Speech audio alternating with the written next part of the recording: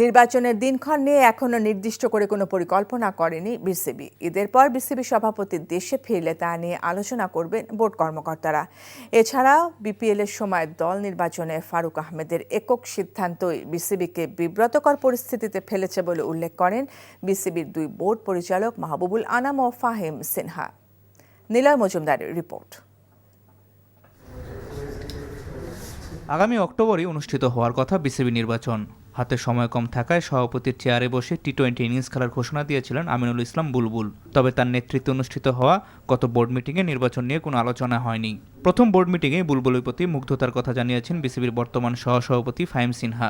নির্বাচন নিয়ে আমাদের কোনো কথা হয়নি। ওনার প্রথম বোর্ড মিটিংয়ে ওনার ওভারঅল ক্রিকেট নিয়ে যে চিন্তাভাবনা, অল্প টাইমে একটা ফ্রেমওয়ার্ক সাজিয়ে দেওয়ার জন্য যে পরিকল্পনাটা সে করে আসছে এবং এইরকম মানসিকতা রাখে যে নিজেকে সে ওয়ান অফ দ্য ডিরেক্টরই ভাবে, এটা আমার কাছে খুব ভালো লাগলো। তো আমার মনে হয় এখন আমরা এই বিষয়গুলো থেকে সরে এসে ওনাকে আপনাদের তরফ থেকেও সহযোগিতা চাবো যেন ক্রিকেটের ইমেজটা আমরা আবার ফিরিয়ে আনতে পারি।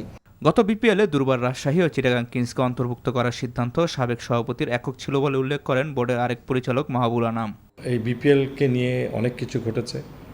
আমরা ওনাকে অনেকবার বলেছিলাম যে টিমগুলো ফ্র্যাঞ্চাইজি ফি বা অন্যান্য বাবদ টাকা দিতে পারেনি তাদেরকে খেলার থেকে না নেওয়া, এবং স্পেসিফিক্যালি আমি দুটো দলের কথা বলেছিলাম যে এদেরকে না নেন, কারণ আমরা 5টা দলে যদি আমরা 3টা করেও ম্যাচ খেলে তাহলে সমপরিমাণ ম্যাচ হবে, তবে একটা ক্লিন বিপিএল করে আমরা বেরিয়ে আসতে পারব। একে অপরের গায়ে কাদা ছোড়াছুড়ি খেলা নয়, নির্বাচনের আগে বোর্ডে স্থিরতা ফিরিয়ে আনতে চান পরিচালকরা।